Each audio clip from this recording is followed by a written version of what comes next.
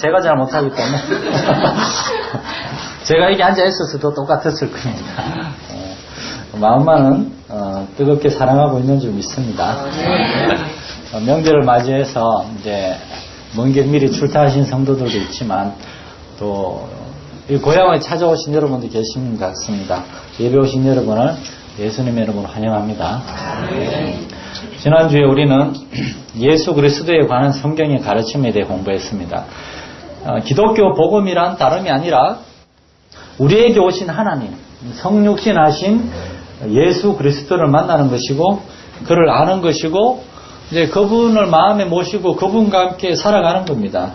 내가 그리스도와 함께 십자가에 못 박혔나니 그런즉 이제는 내가 사는 것이 아니요 오직 내 안에 그리스도께서 사시는 것이라. 이제 내가 육체 가운데 사는 것은 나를 사랑하사 나를 위하여 자기 몸을 버리신 하나님의 아들을 믿는 믿음 안에 사는 것이라.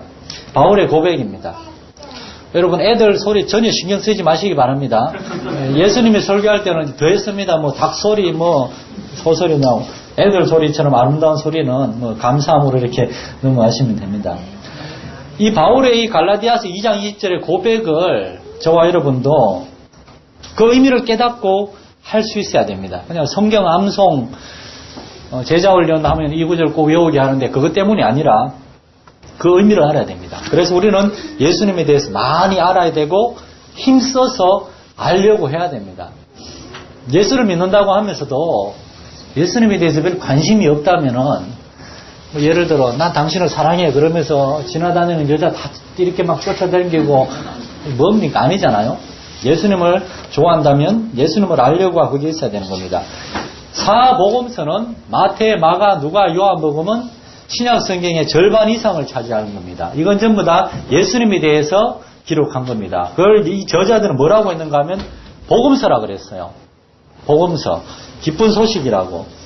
무슨 말인가 하면 이 사복음서를 쓴 저자들은 예수님에 대한 이야기가 자기들의 삶에 있어서 그리고 그 초대교회 성도들에게 있어서 기쁜 소식, 복된 소식이었다는 것을 알고 있었다는 겁니다. 그래서 The Gospel of 이렇게 뭐 루크, 뭐 Gospel of 마크 이렇게 가스펠이라고 굿뉴스라고 얘기한 겁니다. 자, 저와 여러분에게 있어서 예수님이 이 땅에 오셨다는 사실이 과연 기쁜 소식이 되고 있는지요? 저와 여러분은 성경을 읽을 때 특별히 사복음서에 대한 그 예수님에 대한 이야기를 읽을 때 우리는 막 기쁨과 감사함을 누리고 있습니까? 찬송가 199장 3절은 이렇게 기록하고 있습니다. 예수 세상 계실 때 많은 고난 당하고 십자가에 달려 죽임 당한 일 어머니가 읽으며 눈물 많이 흘린 것 지금까지 내가 기억합니다. 이 저자는 정말 귀한 부모님을 뒀습니다. 여러분 우리가 자녀들한테 물려줘야 될 게 돈과 집만은 아닙니다. 여러분 예수님에 대한 기억입니다.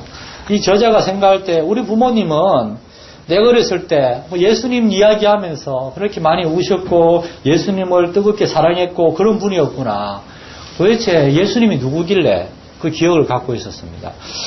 여러분이 여러분의 자녀들에게 그러한 아름다운 믿음과 소중한 기억을 남겨줄 수 있으시길 축원합니다.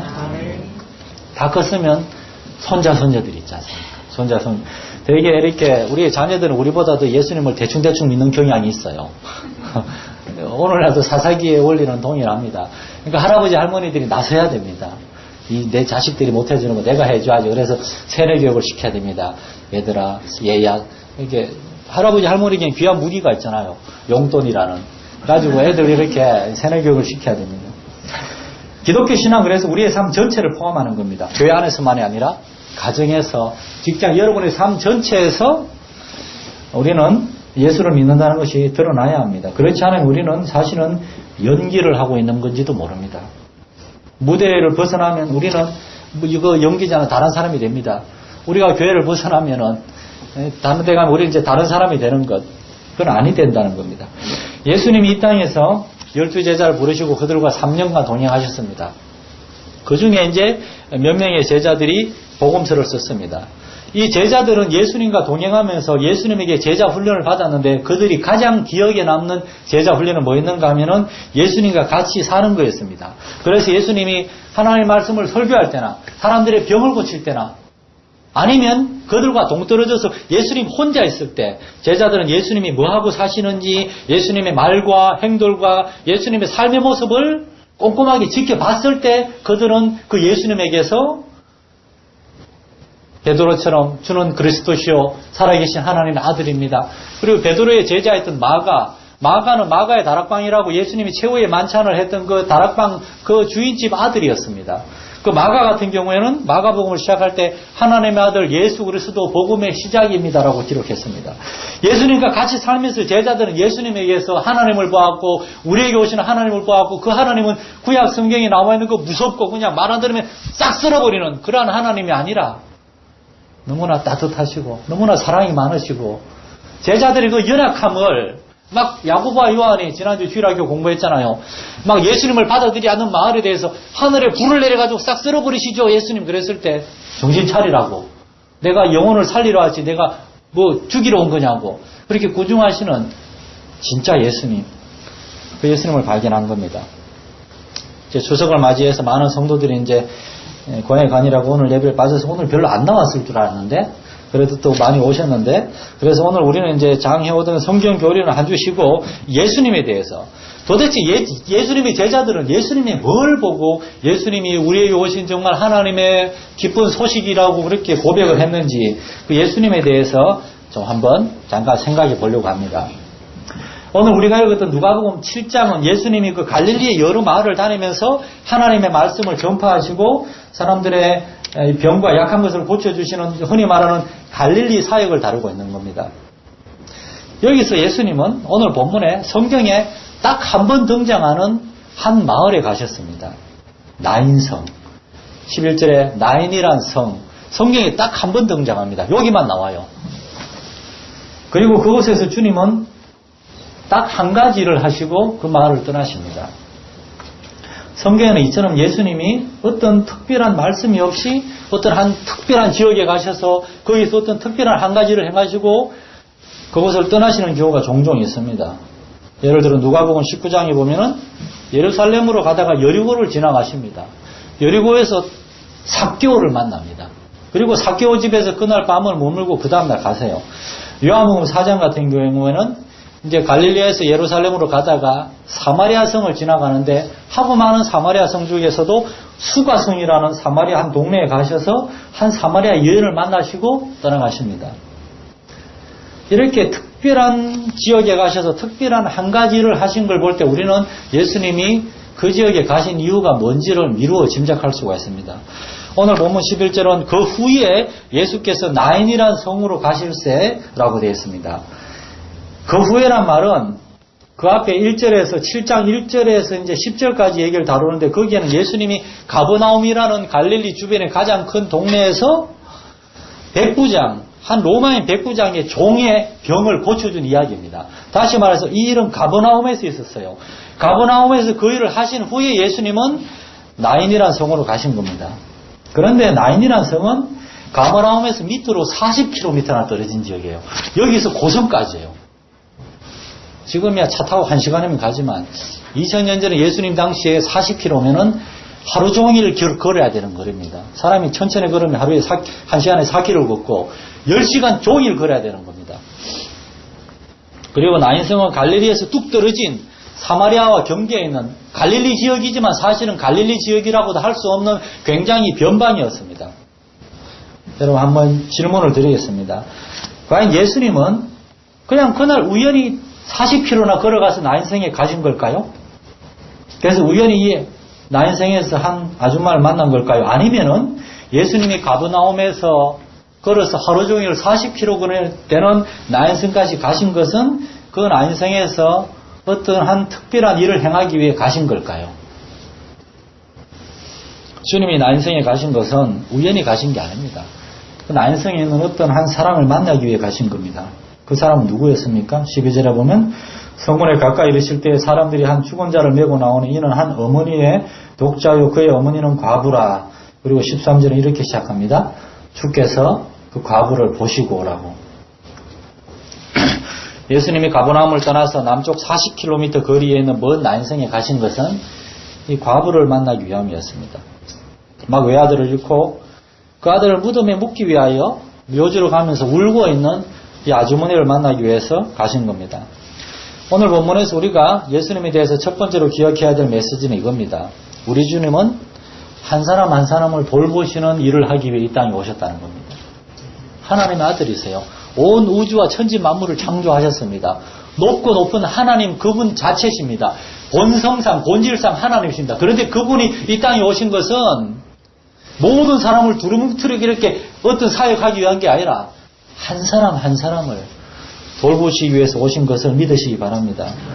그걸 성경은 이렇게 얘기합니다. 하나님은 우리의 머리카락 하나까지도 다 세신 바 되었다고. 우리 안에는 머리카락 숫자까지 아시면 저와 여러분의 이름을 하나님이 모르실까요? 여러분 이름을 하나님은, 우리 예수님은 다 아시고 계시는 걸 기억하시기 바랍니다. 예수님은, 복음서에 보면 예수님이 그래요. 예수님의 사역은 대중들을 위한 사역도 있었지만 한 사람 한 사람을 만나서 그들을 도와주고, 심지어 한 문둥병자를 만나서는 문둥병자를 만지시며 그에게 손을 대시며 내가 원하노니 깨끗함을 받으라. 예수님은 한 영혼 한 영혼을 만나셨습니다. 그래서 오늘 우리 예수님의 몸된 우리 교회도 한 영혼 한 영혼을 소중히 여기고 한 영혼을 존중하고 한 영혼을 섬기는 사역, 이게 되어야 할 줄 믿습니다. 나인성에 가셔서 예수님은 이 과부를 만났어요. 이 과부를 만나기 위해서 예수님은 40km나 걸어 내려오신 겁니다. 그리고 그 과부를 만난 다음 예수님은 돌아가셨습니다. 죽었다는 얘기가 아니라 다른 데로 가셨습니다. 민주주의라고 하는 것은, 오늘날 우리가 좋아하는 민주주의라고 하는 체제는 사실은 기독교와는 아무런 상관이 없는 체제입니다. 국민이 주인이 되는 나라, 그런데 국민은 다름이 아니라 다수입니다. 이 민주주의는 다수의 권리, 다수의 의견, 다수의 복지를 위하여 한 사람 한 사람은 무시되기도 하고 소외되기도 하고 그렇습니다. 국가적인 큰 문제가 있습니다. 그러면 개인의 어떤 권리와 어떤 존엄성은 다 무시되는 게 민주주의입니다. 요한복음 18장 14절에 보면 유대 제사장이었던 가야바라는 사람은 이렇게 말합니다. 한 사람이 백성 전체를 위하여 죽는 것이 유익하다. 그러면서 예수님을 로마인들에게 넘깁니다. 그런데 여러분, 성경은 그렇게 가르치지 않습니다. 마태복음 18장 6절에 보면 예수님은 이렇게 말씀하십니다. 누구든지 나를 믿는 이 작은 자 중 하나를 실족하게 하면 차라리 연자맷돌이 그 목에 달려 깊은 바다에 빠뜨려지는 것이 나으니라. 제가 자주 말씀을 드리죠. 마태복음 18장 12절에서는 이렇게 말씀하십니다. 너희 생각에는 어떠하냐? 만일 어떤 사람이 양 100마리가 있는데 그 중에 하나가 길을 잃었으면 그 99마리를 산에 두고 가서 길 잃은 양 한 마리를 찾지 않겠느냐? 진실로 너에게 이르노니 만일 찾으면 길을 잃지 아니한 99마리보다 이것을 더 기뻐하리라. 이와 같이 이 작은 자 중 하나라도 잃는 것은 하늘에 계신 너희 아버지의 뜻이 아니니라. 하나님은 한 영혼 한 영혼을 소중히 여기시는 줄 믿으시기 바랍니다. 달리 말하면은 교회 전체 유익을 위해서 한 사람이 좀 손해보고 희생하고 아닙니다. 한 사람의 유익을 위하여, 한 영혼을 위하여 교회 전체가 희생할 수 있어야 되는 줄 믿으십시오. 그게 성경의 가르침입니다. 예수님은 외아들을 잃은 이 한 여인을 만나기 위하여 그 먼 길을 걸어오셨습니다. 예수님의 공생애는 3년이었어요. 얼마나 바쁩니까? 얼마나 할 일이 많았겠어요. 그런데 주님은 이 하루를 꼬박 이 나인성 과부를 만나기 위해 오셨습니다. 이게 주님의 일이었어요. 이게 주님의 사역이었어요. 여러분, 한 영혼을 위하여 우리가 우리의 시간을 드리고 우리의 마음을 드리고 우리의 어떤 정성을 드리고 우리의 물질과 우리의 재능을 쏟는 것은 결코 낭비하는 것이 아닙니다. 그것이 하나님이 기뻐하는 일입니다. 1885년 4월 5일 우리나라의 최초의 감리교 선교사로 아펜젤로 목사님이 발을 디뎠습니다. 그의 나이 27살이었어요. 한국에서 열심히 복음을 전하고 교회를 세우고 배제대학교의 전신인 배제학당을 세웠습니다. 그러다가 7년 만에 1902년에 인천 앞바다에서 배가 뒤집어졌을 때 한 소녀를 구하려고 하다가 물에 빠져 죽었습니다. 여러분, 우리나라에서 할 일이 얼마나 많은 그 귀한 선교사님이 그 한 소녀 때문에 죽다니 너무나 낭비다. 여러분, 그렇게 생각하십니까? 그의 희생은 어리석은 것이었습니까? 아닙니다, 여러분. 아펜젤로 선교사는 한 영혼이 천하보다 귀하다고 말씀하신 예수님의 말씀을 알고 순종했던 사람입니다. 우리 마산 열린교회는 한 영혼 한 영혼을 소중히 여기는 교회가 되기를 소원합니다. 우리 교회 안에 있는 성도들 한 사람 한 사람을 소중히 여길 뿐만 아니라 그리고 우리가 복음을 전해서 주님께 인도해야 될 한 영혼 한 영혼을 소중히 생각합시다. 그리고 다른 사람 무시하지 맙시다. 다른 사람 존중하고 섬깁시다. 그 한 영혼은 여러분 잘못 건드렸다간 예수님이 찾아오십니다. 그분 뒤에는 예수님이 계십니다. 이제 우리 또 교회가 이제 우리가 갑작스럽게 뻥 하고 이렇게 수가 늘어나면서 여러분 우리가 잘 아는 사람들끼리만 친하게 지내지 맙시다. 모든 성도들이 가족처럼 서로를 아끼고 돌보는 교회가 됩시다. 예수님은 이 한 과부, 이 한 아주머니를 외아들 잃고 슬픔에 잠겨있는 이 아주머니를 만나기 위해서 먼 길을 오셨습니다. 우리 교회도 그렇게 한 영혼 한 영혼을 세우고 돌보고 섬기는데 헌신할 수 있는 교회가 되기를 소원합니다. 두 번째로 예수님의 이 오신 동기가 있어요. 그 마음의 동기는 과부를 보시고 불쌍히 여기는 마음이었습니다. 13절에 보면 불쌍히 여기사 울지 말라고 하셨어요. 여러분 불쌍히 여기다라는 말, 영혼을 사랑하고 불쌍히 여기는 마음, 불쌍히 여기다는 말은 헬라어 굉장히 재미있는 표현입니다. 그거는 다른 말로 하면 마음이 움직였다는 겁니다. 그 과부가 울고 있는 것을 봤을 때 예수님의 마음이 덜컥하고 내려앉은 겁니다. 그냥 머리로 참 안 됐다, 불쌍하다, 얼마나 힘들까, 그게 아니라 예수님의 마음도 충격을 받았다는 겁니다.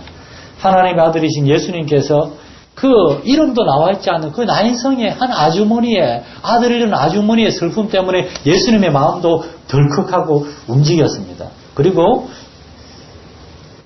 예수님은 같이 우셨을 겁니다. 아마. 예수님은 자주 우셨습니다. 친구 나사로가 죽었을 때도 우셨고 예루살렘을 보시고도 우셨고 예수님은 자주 우셨습니다. 왜 우셨습니까? 그의 마음이 움직였기 때문에, 불쌍히 여기는 마음이 있었기 때문에. 그래서 히브리서 4장 15절은 굉장히 귀한 말씀을 우리에게 줍니다. 우리에게 있는 대제사장은 우리 연약함을 체휼하지 아니하는 자가 아니요 모든 일에 우리와 한결같이 시험을 받은 자로되 죄는 없으시니라. 옛날 성경이에요. 개역 개정판에는 체휼이라는 말이 빠졌어요. 우리의 연약함을 동정하지 아니하는 자가 아니요. 저는 이런 거는 바꿔서는 안 된다고 생각합니다. 동정하다하고 체휼하다는 근본적으로 다른 겁니다. 동정하다는 말은 같이 느끼단 말입니다. 체휼하다는 말은 같이 체험하단 말입니다. 채자는 몸체자요.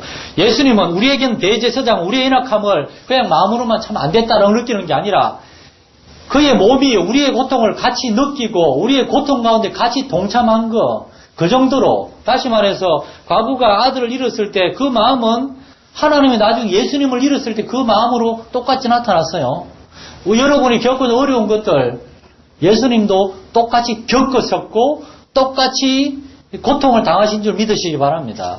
그러려고 예수님이 사람이 되어서 이 땅에 오신 겁니다. 그게 아니면 뭐 하려고 사람까지 될 필요가 있었습니까? 성육신, 예수님은 저와 여러분과 똑같은 육신의 몸을 입으시고 이 땅에 오셨고, 예수님은 똑같이 어렸을 때 아버지를 잃었고, 예수님의 어머니 마리아가 그 아들 키우기 위해서 고생하는 걸 봤고, 예수님은 저와 여러분의 모든 삶의 형편들을 대부분 다 체험하셨습니다. 젊은 사람들이 여기 꽤 많이 왔는데, 젊은 사람들은 살아가면서 예수님이 지금 오늘날 정말 이 3포, 4포, 5포 이러한 이 힘든 이 직장 이 세계, 예수님이 이걸 어떻게 아시겠나. 그냥 룰루라 다니면서 이렇게 사람들이 주는 거 드시면서, 절대 아닙니다, 여러분. 예수님은 몇 살에 공생을 시작하였습니까? 30살에 시작하였어요. 그런데 30살 이전에 예수님은 목수로서 그의 어머니를 복양하고 동생들을 키우기 위해 열심히 일하셨습니다. 예수님은 몸이 너무나도 이렇게 그런 육체적인 노동으로, 유대의 그 목수는 오늘날 목수하고 달라요. 우리 한 집사님이 이제 인터뷰를 하시니까 잘 아시겠지만, 며칠 전에 우리 집에 오셨는데 한 집사님이 이렇게 바지에 보니까 막 먼지가 떨어져 있는 거 보면서 삶의 현장에서 바로 달려온 모습 보면서 막 이렇게 마음이 이렇게 그렇더라고요. 예수님은 이 당시 목수는 이렇게 다 잘라온 나무들 이렇게 점잖게 이렇게 그게 아니었습니다. 산에 가가지고 도끼로 나무를 다 잘라가지고 가져와가지고 그걸 또 칼로 그냥 다 켜고, 오리지널 육체 노동이 바로 목수였습니다. 손과 발은 온통 나무에 긁히고 베이고 찍힌 그런 상처투성이. 예수님은 30년 동안 그렇게 사셨습니다. 그리고 공생에 나가셔서 예수님이 제대로 드시지 않았습니다.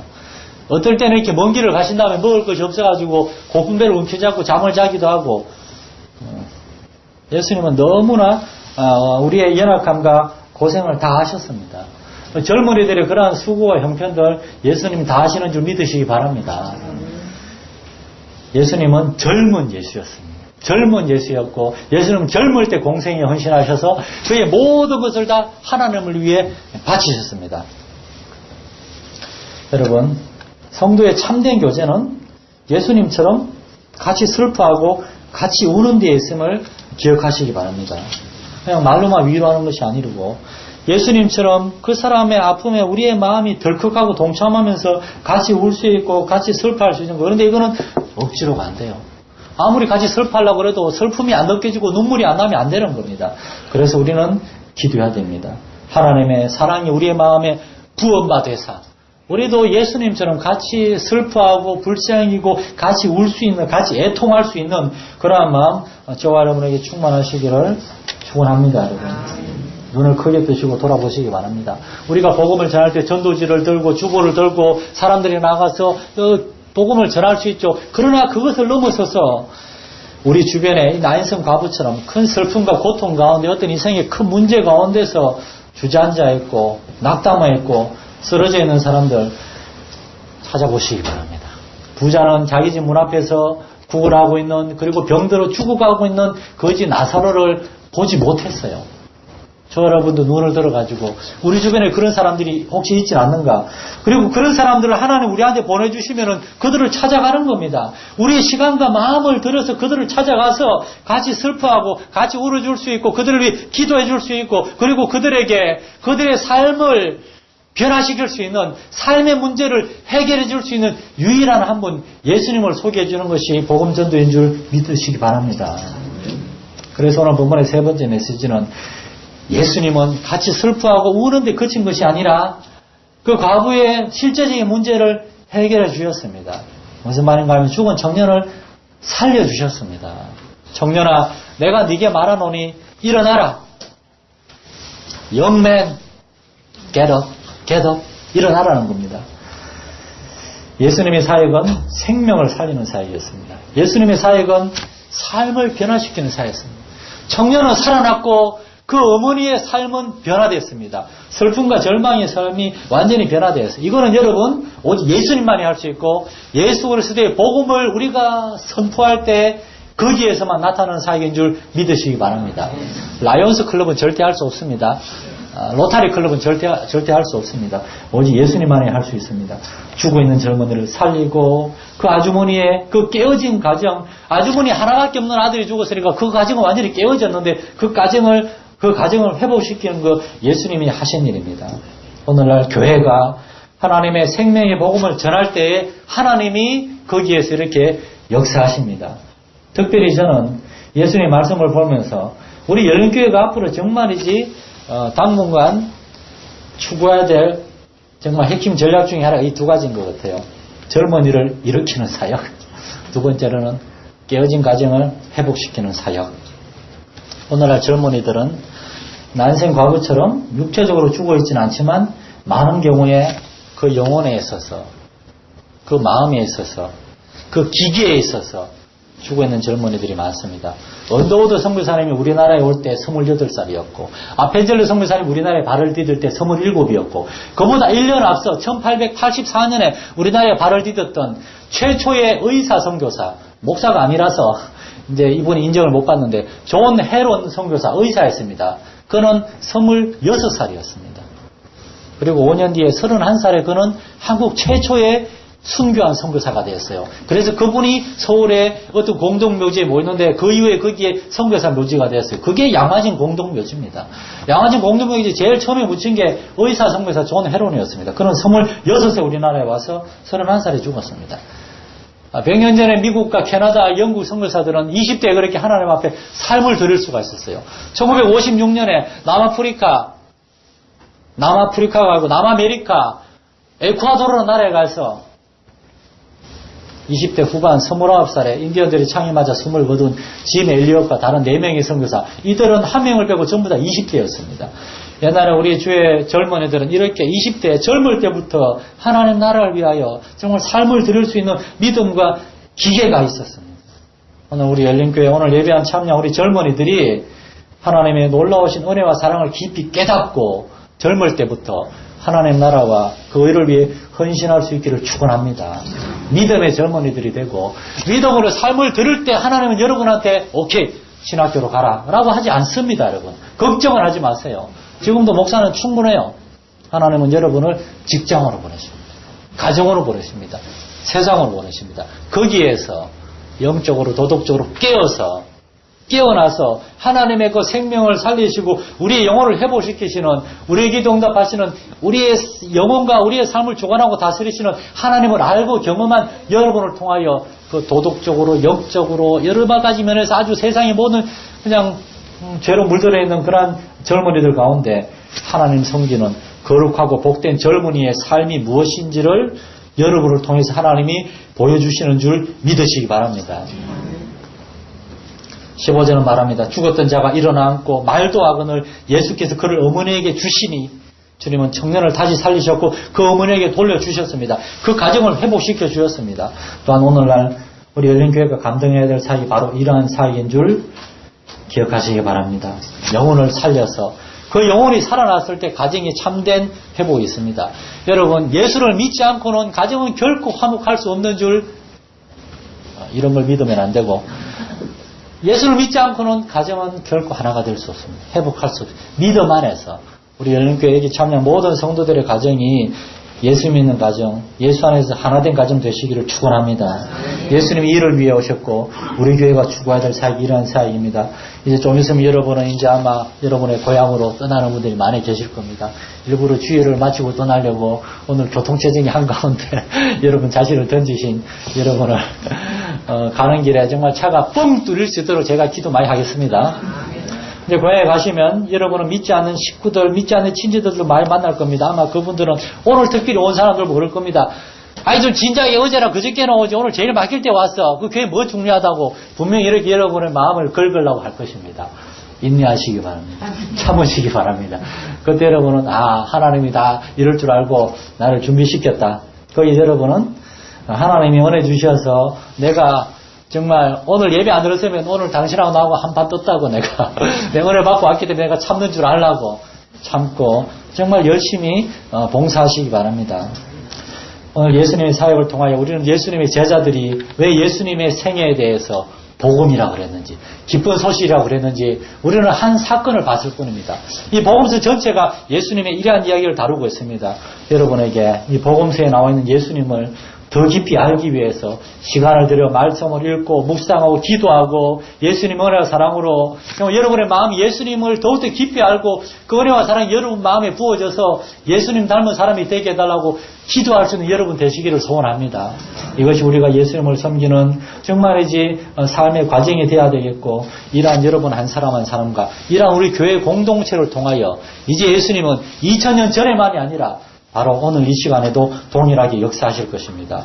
예수님은 우리를 통하여 아무리 먼 데 있는 영혼이라도 찾아가서 그들을 새롭게 하시고 그 죽었던 영혼을 다시금 살리시고 그 가정을 살리시는 사역을 오늘날 저와 여러분을 통해서 예수님이 행하시기 원하십니다. 이 일에 자신을 들을 수 있는 저와 여러분 되시기를 축원합니다. 하나님 아버지, 예수님이 이 땅에 오신 건 참으로 복된 소식이었습니다. 예수님을 인하여 나인성 이 과부의 죽은 아들이 살아났고 그 어머니는 참된 기쁨을 얻었습니다. 우리가 기도할 때에 하나님께서 우리의 죽었던 아들들, 영원히 죽어있는 하나님 모르는 아들들도 하나님이 다시 살리실 줄 믿습니다. 이러한 믿음을 가지고 우리가 정말 낙심하지 않고 기도할 수 있게 하시고, 이러한 믿음을 가지고 우리가 또한 하나님의 영혼을 섬기고 주의 복음을 힘있게 전하는 우리 성도들, 우리 교회 되게 하여 주시옵소서. 오늘 추석 명절을 맞이하여서 하나님께 찬양과 경배를 올려드립니다. 우리에게 성령으로 함께하여 주시옵소서. 명절 마지막 시간까지 하나님 우리가 주님과 동행하는 복된 시간 되게 하시고, 우리가 어디를 다녀오든지 하나님이 그 길에 가고 오는 것을 지켜주시고 우리와 함께하여 주시옵소서. 우리 주 예수님 이름으로 기도드립니다. 384장 함께